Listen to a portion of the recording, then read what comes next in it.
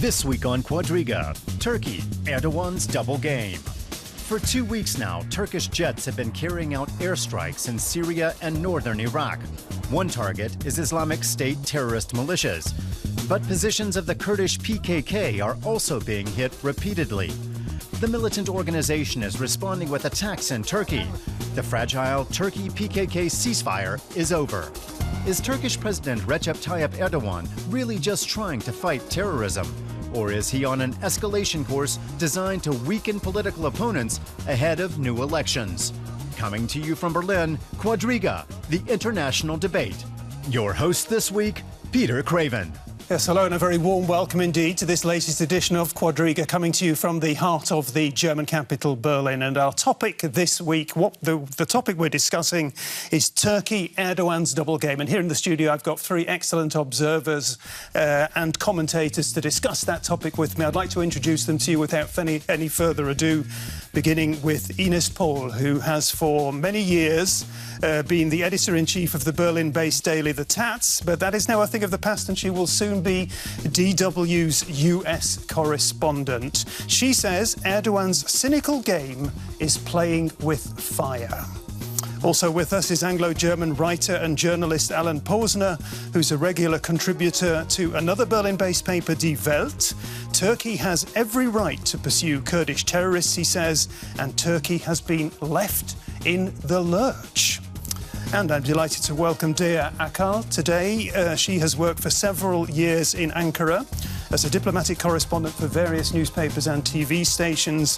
Before joining Deutsche Welle's Turkish desk, Değer believes that the Turkish people are more progressive than their politicians. That's an interesting theory. Now, I'd like to begin with you, Ines Pohl, if I might. What we're seeing is a massive escalation in Turkey and in the region. My sense is that you blame primarily Turkish leader Recep Tayyip Erdogan for that escalation. Why? Well, you know, he lost his majority in June, and I think this is one huge reason why he really is increasing the violence against the PKK, as we saw in this little trailer. And I said that this is a cynical game with fire. Why? Because we do not know where this will lead to. We do not know when and how this can be ended. But what we do know is that we need the Kurdish fighters to fight IS. So in this dilemma, this is where Erdogan really plays in, and I think we should be aware that he's unpredictable and that he might increase the violence he's using against PKK. Alan, I get the impression, meanwhile, that you feel a little bit sorry for the Turkish leader. You say he has been left in the lurch. Well, I'm not sorry for Mr. Erdogan. I'm sorry for the situation of Turkey. Turkey has on its border with Syria Mr. Assad, a murderer, a mass murderer on a terrible scale. And the West has done nothing to get rid of this guy. And Turkey has demanded for years and years now that there be a safe haven, a no-fly zone established on its border. And this would have been NATO's thing NATO should have done. Since we've left them in the lurch, Turkey has been trying to pursue its own course, supporting everyone who will fight against Assad, including IS. Now they've turned against IS, and that's a good thing. And instead of saying, this is a good thing, let's support Turkey now we're going on about, oh, but they mustn't attack the PKK. Why mustn't they? That's not a militant organisation, as they say in the trailer. It's a terrorist organisation. And Turkey has a right to attack terrorist organisations. End of story. But this thing about Turkey being left in the lurch, I mean, Turkey has the largest army in the region. It does have the backing of NATO. It now has explicit backing of the US. It's got a spluttering but actually fundamentally very strong economy. And it's got Mr. Erdogan as its assertive leader. That doesn't sound like a country that needs to be defended. What Turkey needs is solidarity with its NATO partners. They were in NATO throughout the whole Cold War, and and we could rely on them when we were fighting the Cold War. And now that they have a hot war on their borders, they need to be able to rely on us. We need to do what it takes to support Turkey, even if Mr. Erdogan is not 100% the leader we would want Turkey to have. But that's not our problem. That's not our business. That's the business of the Turkish people to decide. As a member of NATO, Turkey needs our solidarity. That's what I'm saying. and not our criticism and carping and, oh, yes, well, you mustn't, you know, when you attack PKK, be careful you don't hit one civilian, as if we in Afghanistan or wherever we were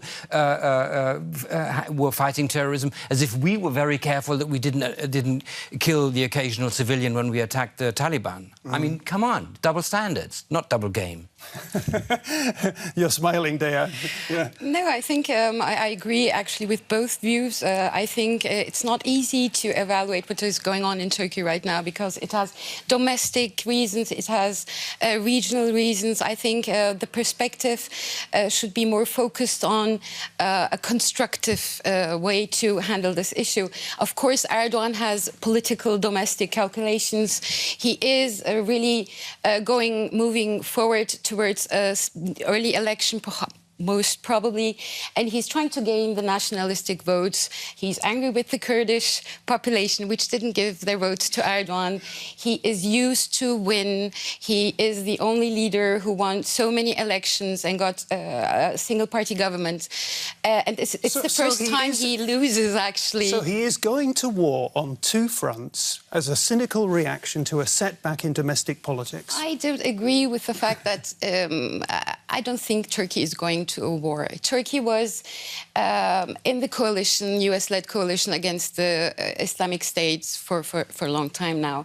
The decision taken by Turkey to open its bases is actually a military decision. Turkey has been, maybe seemed a bit reluctant because it's a neighboring country and doesn't want to really talk about it.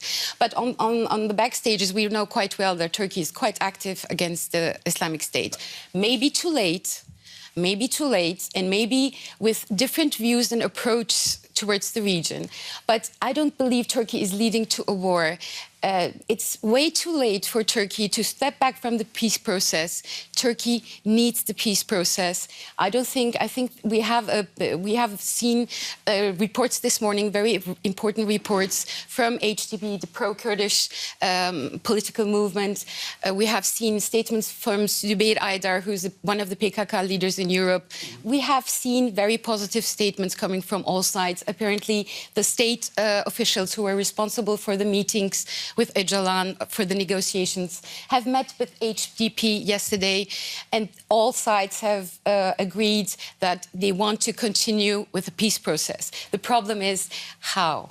Okay. I think the question we really have to ask ourselves, why does Erdogan start this now, this war against PKK? I mean, if we look back at the early 80s, in the 90s, sure, there were many terrorist attacks led by PKK. 60,000 people got killed. But when we look, let's say, you know, in the last 4, 5, 6 years, the terror really shrank. And when we consider what HDP did within the last year, or maybe within the last 1.5 years, then we have to ask ourselves, and I would give this question to you, what could be the reason for Erdogan to now start fighting the PKK in this very moment when we need the fighters of PKK fighting IS?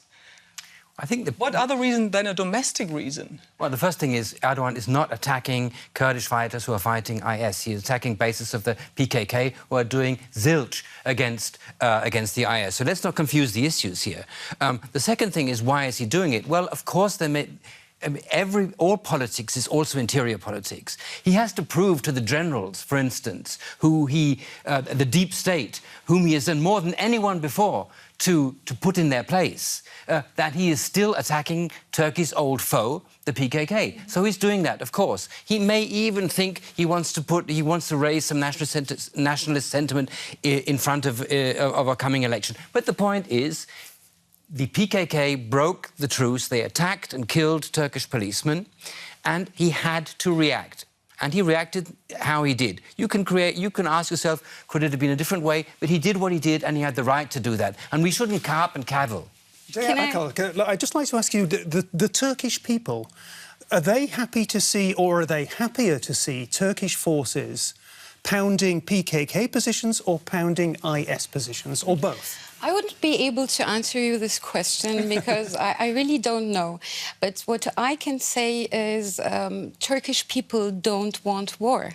I don't think they prefer anything because that's why maybe the government was also reluctant in getting into a military action against the Islamic State. Turkish people have, for the first time in 40 years, for the last 2 years, enjoyed prosperity, no attacks, no terrorism. And this is so important. They have enjoyed it and they know what it is not to be in war or in conflict. So I think Turkish people, they don't want war. And that's what also the election results have shown us. I mean, yes, AKP is has won 40% of the votes, but HDP also got 13% of the votes. I think Turkish people don't want war, but if you allow me to add something about the PKK is not a homogeneous entity. It's not an organization. There are different angles. There are some who think that it's legitimate to have an armed struggle. There are others like HDP, the pro-Kurdish HDP, who think a political process is more important. The dynamics or the PKK leaders in Europe, they want the peace process to continue. And we have seen a lot of reports lately related to Iran's influence in the PKK armed struggle. There are accusations towards Iran that they are behind of some of the attacks because they don't want the peace process, because the peace process actually would enable Turkey to be against the Islamic State, would be engaged, because this stops Turkey as well. OK, well, Değer Akal says that the Turkish people want peace, but what we do know is that we've got a very complex military situation at the present. We've got the Turks and the Americans together attacking IS. We've got the Turks attacking the Kurds. We've got the Kurds attacking IS. What does the West think about all this? Difficult to say, but what we do know is that the US and Germany don't necessarily see eye to eye. The Turkish president is a key strategic ally in the fight against Islamic State. He wants to close Turkey's borders to areas controlled by IS, cutting off access for potential terrorist recruits. He's allowing the US to use the military airbase in Incirlik to carry out missions against the jihadists, and he's also sent Turkish fighter planes to attack IS positions. That's why the US government is continuing to back Erdogan, as well as his campaign against the Kurdish PKK. Well, Ines, what I'd like to ask you is, I mean, what the Americans have got out of this, the deal that has now been struck with Turkey is they've got access to the Incirlik air base and other air bases as well. But surely President Obama must be concerned about the fact that the Turks are focusing their attacks in large measure on the Kurds. Well, I think this is really a very tricky situation for the United States. I mean, on the one hand, and this is understandable, they do need the support of Turkey. I mean, they need their bases, they need their bases to fly their drones, which they need for their airstrikes to fight IS. And we have to say, as Germans, we are thankful for that. We didn't want to send in our own soldiers. We always have to keep that in mind, and I'm very happy to say that over and over again, Ellen.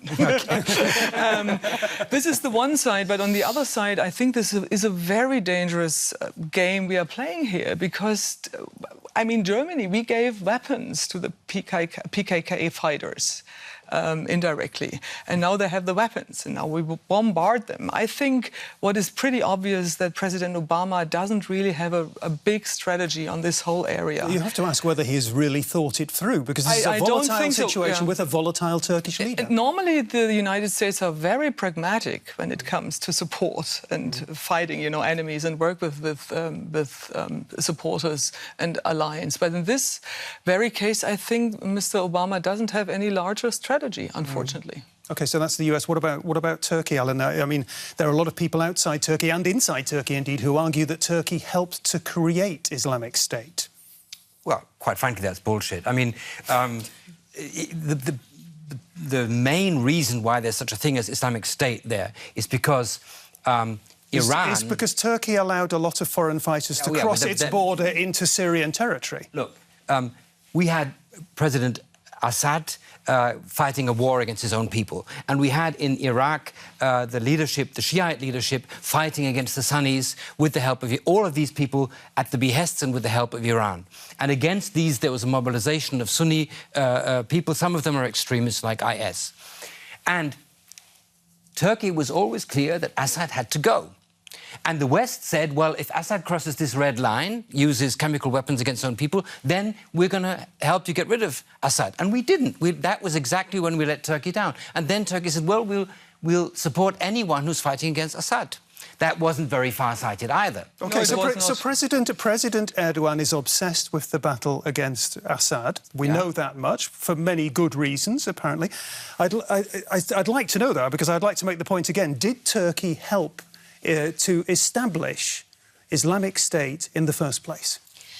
I don't think it can be. I don't think we can just sort of, you know, use rude language in the way. I'm sorry about that. I'm sorry. No, I didn't mean you. I don't think that Turkey has foreseen what this would lead to. I think Turkey was so much obsessed with Assad, which I think everyone should have been obsessed with. But Turkey and the US, I remember very well, had lists of organizations to whom to give arms at that time. And I remember the previous US ambassador saying, well, you know, IS wasn't on that list, but the Turkey gave the arms. So I personally think it's not a good idea to just arm groups in conflict areas such as Syria, Iraq, because we have the experience from Afghanistan, from Pakistan. I think that was a mistake from the beginning on. But this is what Germany has done, against its own better instincts, I would almost suggest. Ines. Absolutely, that's what Germany did. I mean, and the reason is because we didn't want to get involved with our own army. I mean, we have to, I think we should just have to be honest with that. But it was very short-sighted, I think, from all people being involved in this regard. And another problem that there is that Germany's friend, the Kurds, is Erdogan's enemy in many ways. Who are the Kurds? I mean, I'm really thankful for the point you made. The Kurds do not exist. And, you know, there are many Kurdish organizations who really are fighting for peace now. They really want... I mean, 20% of the people living in Turkey are Kurds. They just want to be accepted as the Alawites want to be accepted, as Christians want to be accepted. And this is one big problem with Erdogan. He just wants to have this very centralized Islamic state where only Muslims are accepted in this community. It's exactly right. So we also have to keep this picture in mind when we talk about Kurds and their interests in the region, but also in Turkey itself. OK, well, one thing we can agree on, I think, is that Germany is dismayed in very large measure by Turkey's attacks on Kurdish positions in northern Iraq. We've got these images. Kurdish fighters in Kobani, on the border between Turkey and Syria, have defended the city for weeks against attempted IS advances.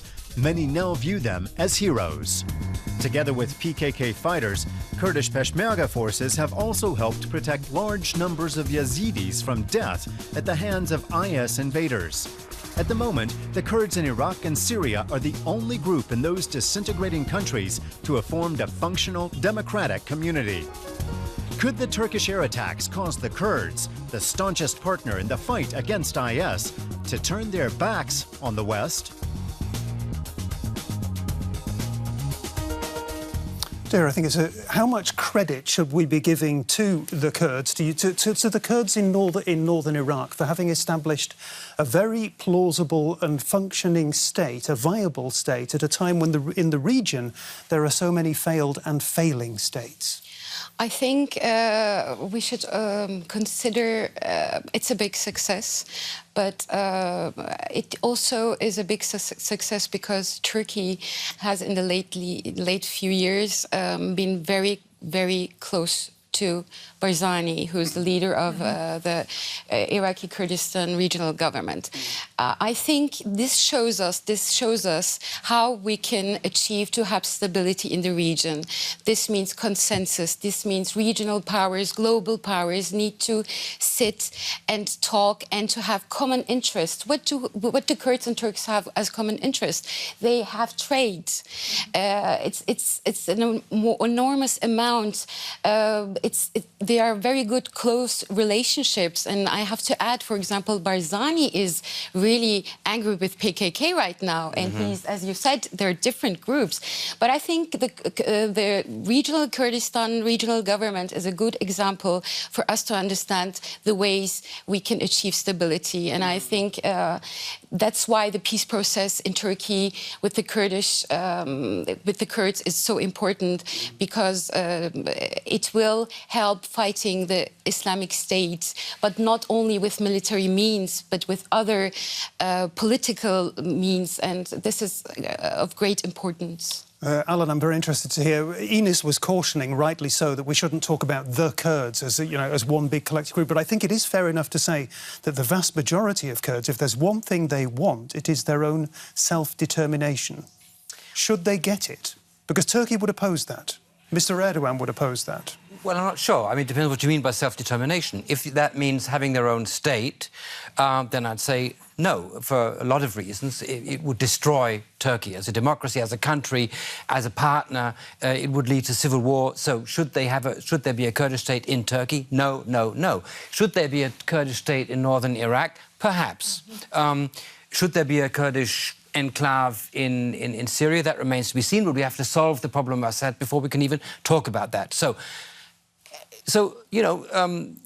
should Kurds have autonomy cultural autonomy within Turkey? Of course, definitely. And no one has gone further towards that than Mr. Erdogan, in spite of everything. The very fact that a Kurdish-based party could get 13% in the election now has to do with the fact that this has been detabooized under Erdogan. You say has been, but it's really a case of had been for most commentators. Many commentators, credible commentators, are talking about the possibility, once again, of civil war. And it's very difficult to see NATO supporting a partner that is turning back to the bad old days, potentially, of 3 decades of conflict, 40,000 lives lost. Well, if that happened, we would be in a quandary. But in the past, we supported the Turkish generals in their war against the Kurds. And I don't think we're in any moral position now to criticize Erdogan just because he attacked a few PKK bases. I mean, let's keep things in perspective. So we haven't got there yet. Erdogan is a legitimate president. The AKP is a legitimate government. Let's support them. Let's caution them, but let's not go overboard about what's happening with the PKK. But Alan, I think we also have to keep in mind that Erdogan, okay, he really helped with the Kurdish language, for example. But on the other hand, he's really, for example, suppressing the free press. I know. I mean, Turkey is on place 143 between Burma and Russia when it comes to the freedom of the press issues. So, and these are the things we always have to keep in mind. Erdogan is a very complex and, in my sense, dangerous president in many ways. Agreed. If we discuss the issue about Kurdistan, I think we have to keep this in mind, who Erdogan is, after all. We began the show by talking about Erdogan's double game, and I don't know whether it's a game or a gamble or a gambit or whatever. My question is, and I think it's an intriguing one, is Mr. Erdogan himself going to survive in the medium term, given the turmoil that we're beginning to see emerging in and around Turkey? Değer. It's difficult to say. I don't see any reason for him not to. He got 40%. He got, it's not the AKP, it's President Erdogan who got 40% of the votes. I think Turkey will need to, and Erdogan will need to learn what consensus is. I think he managed the peace process as if he would control everything, as if it was his own peace process. And now he's learning that there are 2 sides to a peace process, and he needs to make concessions. And I think at a certain point, he will have to do them. Ines, a very optimistic take on Mr. Erdogan there. Do you share it? I do agree, and we mustn't let him go. He's our partner. He will be re-elected. He owns the media, so there is no alternative. Sorry, I mean, this is just the truth. And we made the big mistake like 7 or even nearly 10 years ago, 9 years ago, when we didn't force him more the integration process into the European Union. So we mustn't let something happen like that again. He must be our strategical partner, but with partners, one also has to be very critical. Alan Posener, the last word on Mr Erdogan. Oh, that's great. And it won't be the last word, because he's going to stay. I agree totally. I also, agree that we lost Turkey. Europe lost Turkey by not putting it in. And we mustn't push Turkey out of NATO after we push Turkey out of the EU. So, unfortunately, I end on a note of agreement. This means that we have to present a plan for dealing with his nemesis, with Mr Assad, and not sort of, focus on the Kurdish question. Focus on how to deal with Mr Assad and alleviate Turkey's legitimate concerns about their southern border. Help Mr Erdogan, then we can pressure him. If we don't offer him anything, we can't pressure him. No stick without a carrot. OK. Thank you, all three of you. Yeah, I hope we've given our viewers at home plenty of food for thought. If you've enjoyed the show as much as I have, then do come back next week. Until then, I'm going to say bye-bye, but do get in touch with us via Facebook, mail or Twitter if you want. We'd love to hear from you. Bye-bye and tschüss.